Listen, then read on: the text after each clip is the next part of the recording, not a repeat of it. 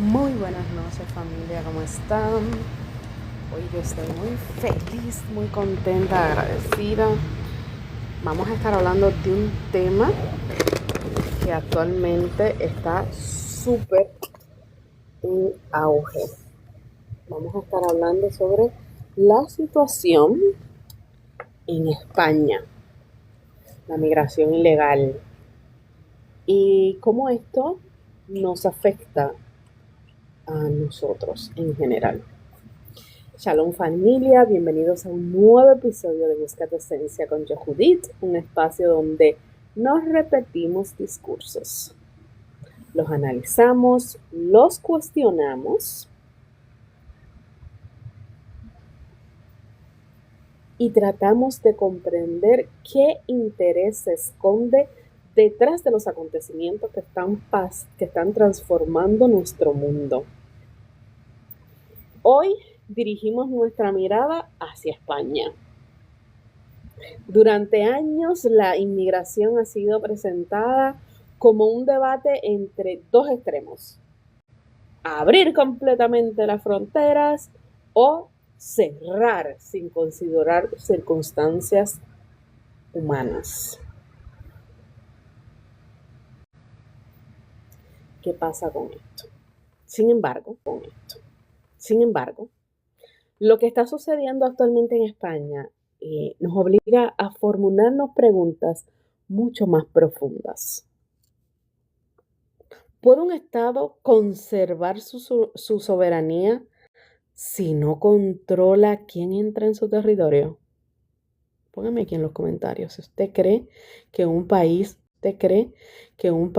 un Estado puede conservar su soberanía si no controla quién entra en su territorio?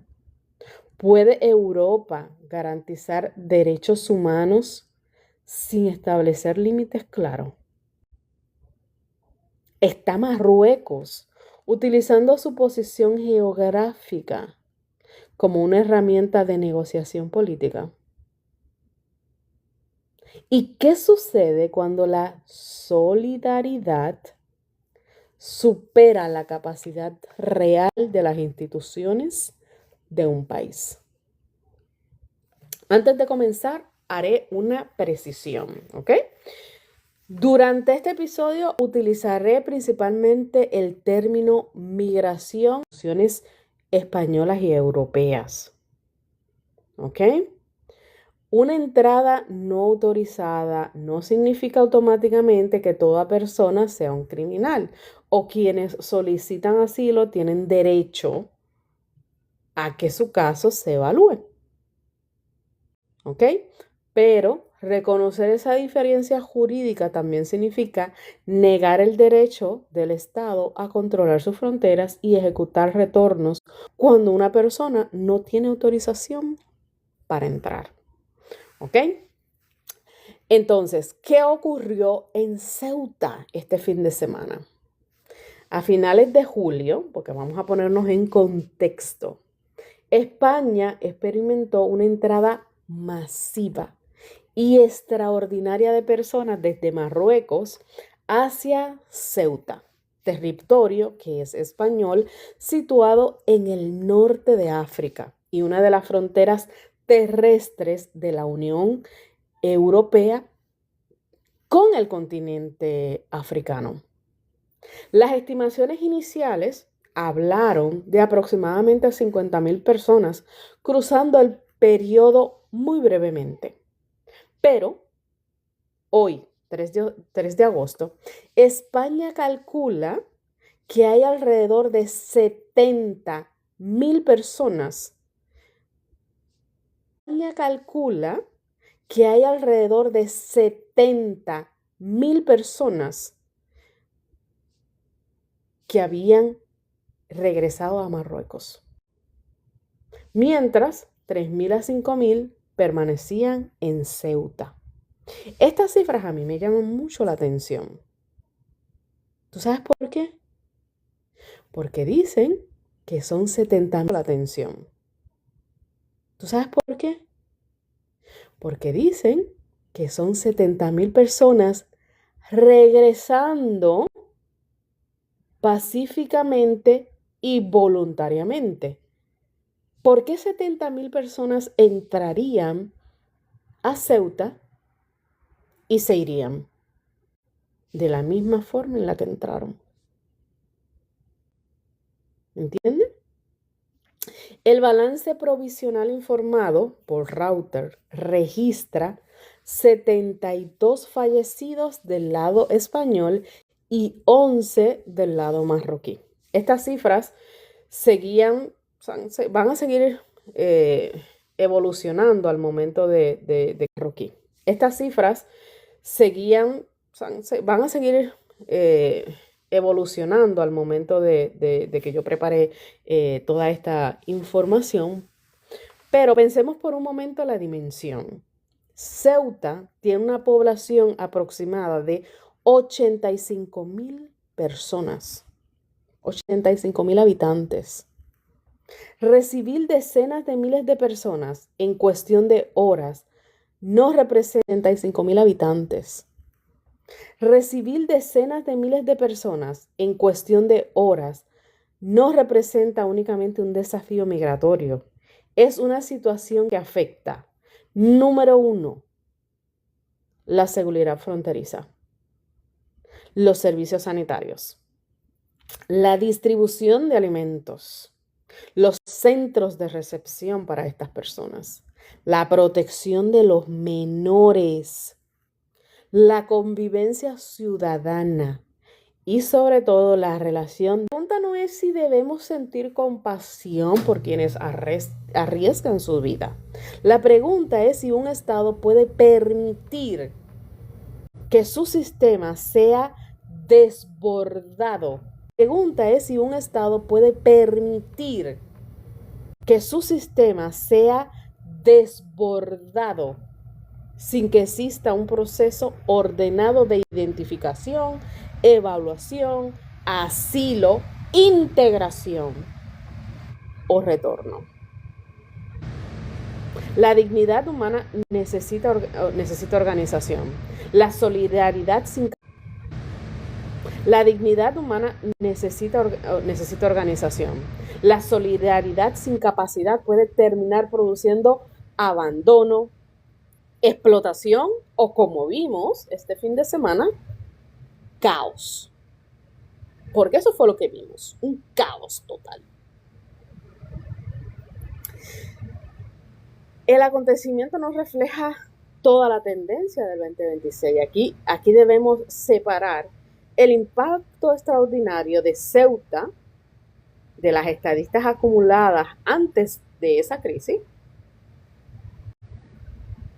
Según el Ministerio Interior de España, entre el 1 de enero y el 15 de julio habían llegado irregularmente a España por vías marítimas y terrestres aproximadamente como 15.000 a 20.000 personas durante el mismo periodo, el 2025. Por vía marítima habían llegado como 12.000 personas, con casi 18.000 el año anterior. En Canarias se registraron alrededor de 5.000 llegadas marítimas frente a las casi 12.000 en el mismo periodo del 2025. Sin embargo, las entradas terrestres por Ceuta y Melilla habían aumentado de 3.000 casi en el 2026 frente a 1.200 que fueron las que se habían registrado en el 2025. Esto nos revela algo importante. Antes de la entrada masiva de finales de julio, España estaba logrando reducir considerablemente algunas rutas marinas, particularmente la ruta atlántica hacia Canarias. Frontex también informa que durante el primer semestre del 2026, las detenciones en la ruta de África Occidental habían disminuido un 67% frente al mismo periodo del año pasado. Por tanto, la situación no puede explicarse simplemente diciendo cada día llegan más personas por todas las rutas. No. En un año entero no habían llegado 70.000 personas. ¿Ok? ¿Por qué? Ahí comienza la dimensión y el impacto geopolítico de este suceso de este fin de semana en Ceuta. Marruecos no es solo un vecino. Para comprender lo sucedido, Marruecos no es solo un vecino. Para comprender lo sucedido, debemos mirar el mapa. Ceuta y Melilla son territorios españoles, ubicados geográficamente en el norte de África. Marruecos reclama históricamente gráficamente en el norte de África. Marruecos reclama históricamente su soberanía, ¿ok? Mientras que España sostiene que son parte integral del territorio español. Pero Marruecos también es uno de los principales colaboradores de España y de la Unión Europea en el control migratorio. Esto significa que España necesita la cooperación marroquí para vigilar las costas, desmantelar las redes de tráfico de personas, impedir salidas irregulares, aceptar determinadas devoluciones, controlar las fronteras próximas de Ceuta y Melilla. Tras la crisis, la presidenta de la Comisión Europea propuso aumentar el apoyo técnico y financiero a Marruecos para reforzar la vigilancia fronteriza. 22 de los 27 países de la Unión Europea solicitaron una respuesta coordinada para fortalecer las fronteras exteriores. Aquí aparece el problema estratégico. Cuando Europa delega parte de la protección de sus fronteras en terceros países, obtiene cooperación inmediata, pero también crea dependencia.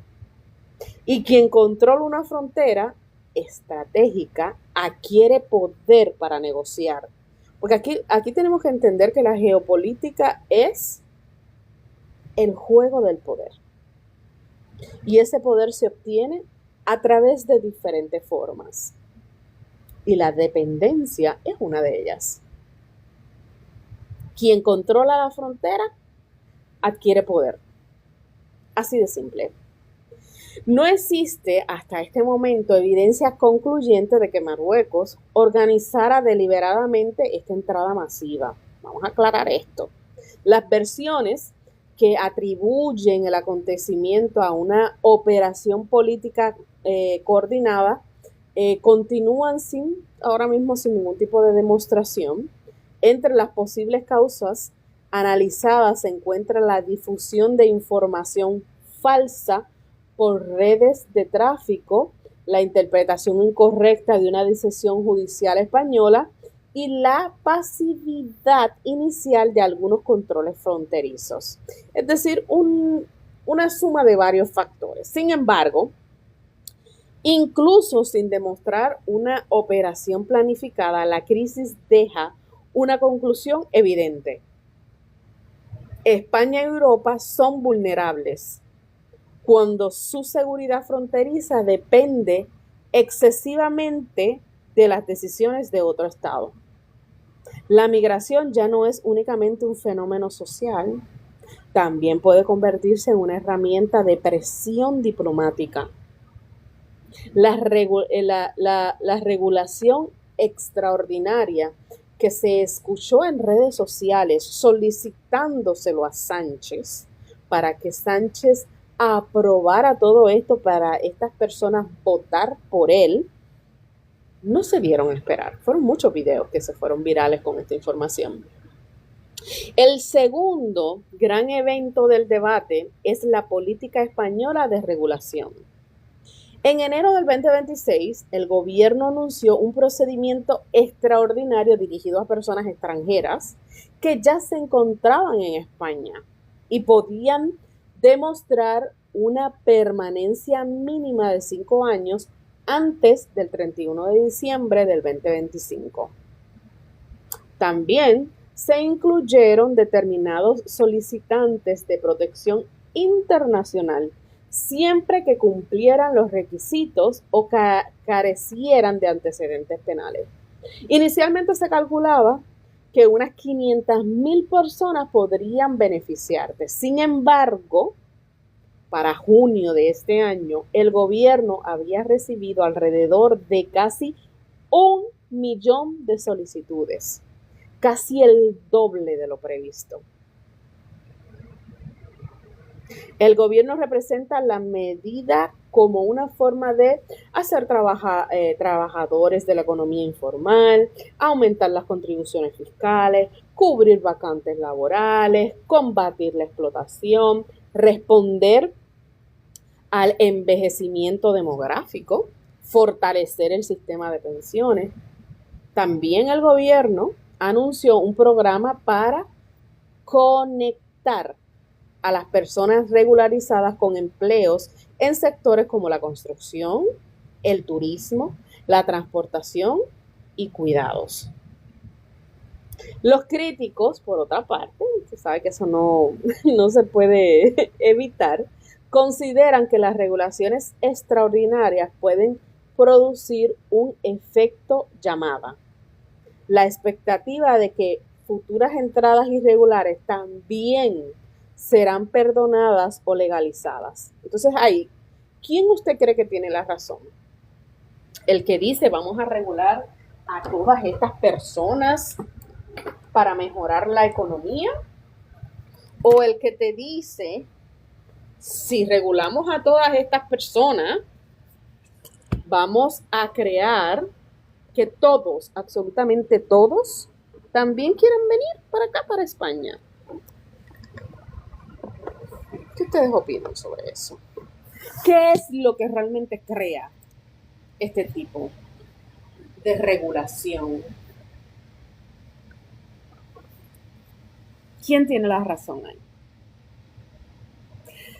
Probablemente ambas posiciones tienen una parte de la realidad, hay que aceptarlo.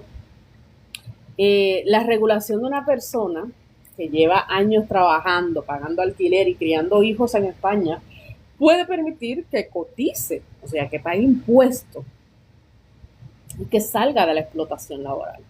Pero las regulaciones recurrentes también pueden enviar un mensaje peligroso si no vienen acompañados de fronteras controladas, retornos efectivos y vías legales claras que estén establecidas. Esto es muy importante. En el caso concreto de Ceuta, no se ha demostrado que la regulación provocara directamente la entrada masiva. Las personas que llegaron después de la fecha límite no podían beneficiarse automáticamente del programa. O sea, presentar una relación directa con un hecho confirmado sería básicamente incorrecto en este caso. Sin embargo, la percepción también importa. Las redes de tráfico no necesitan de una política sea realmente aplicable.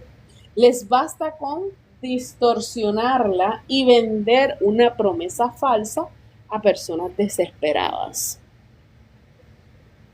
Europa está ahora mismo profundamente dividida por esta situación.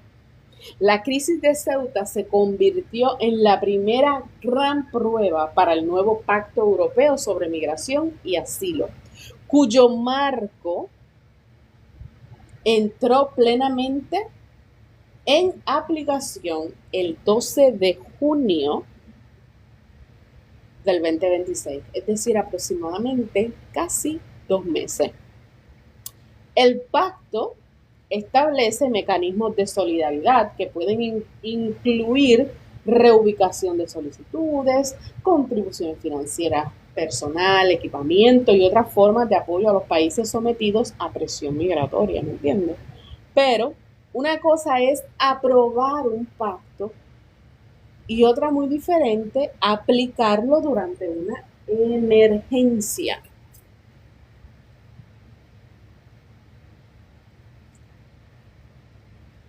Después de la crisis Italia suspendió temporalmente los acuerdos de libre regulación con España. 22 países solicitaron reforzar las fronteras exteriores. La Unión Europea convocó discusiones de emergencia. España reclamó mayor solidaridad europea.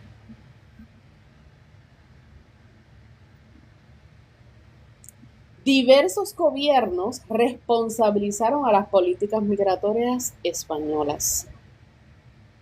Otros defendieron que Ceuta tiene un régimen fronterizo particular y que la respuesta debía ser coordinada.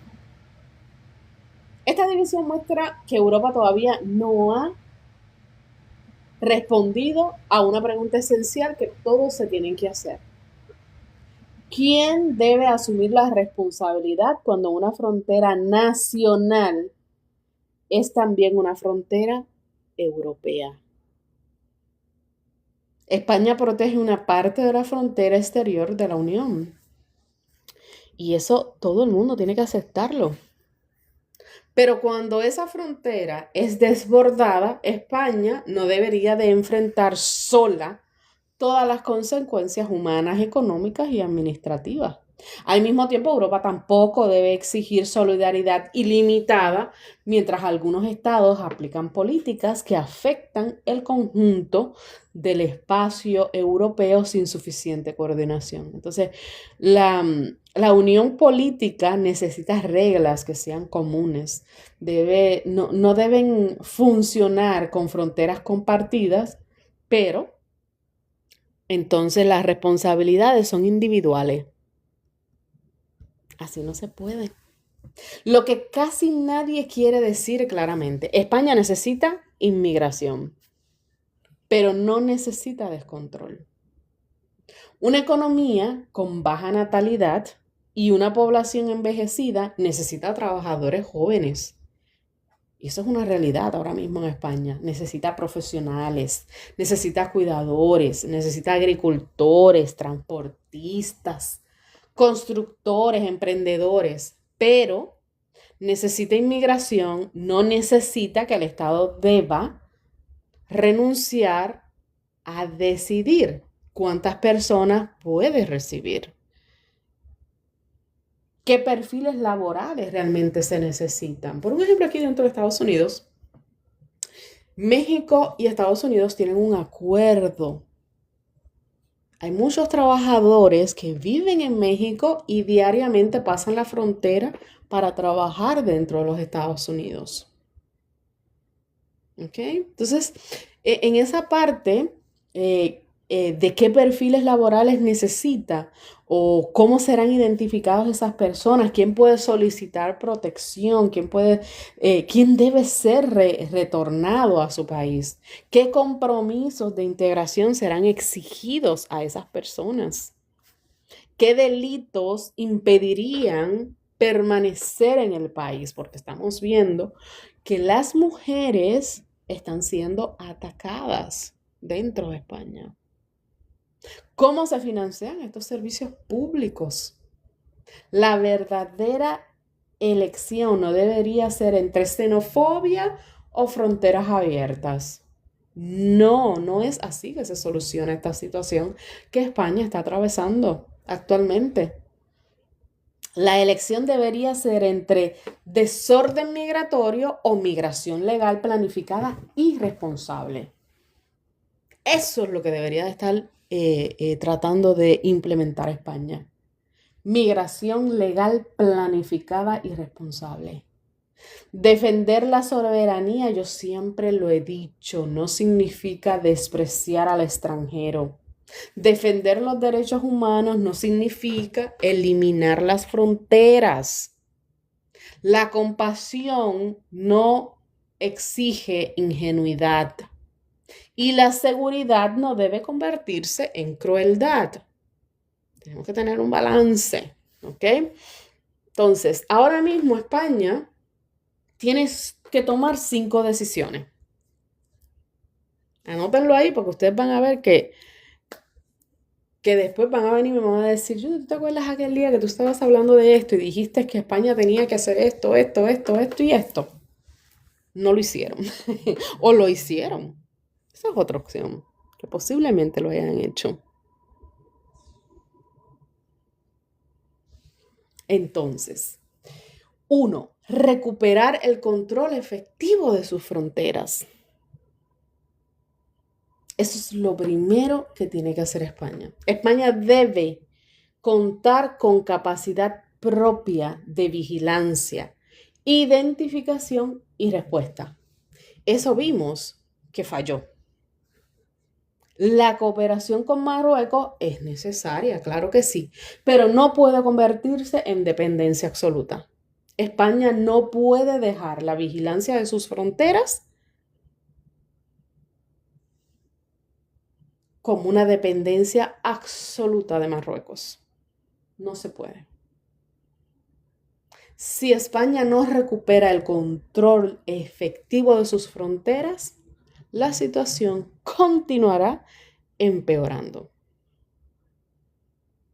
Número 2. Distinguir con rapidez entre protección y migración económica.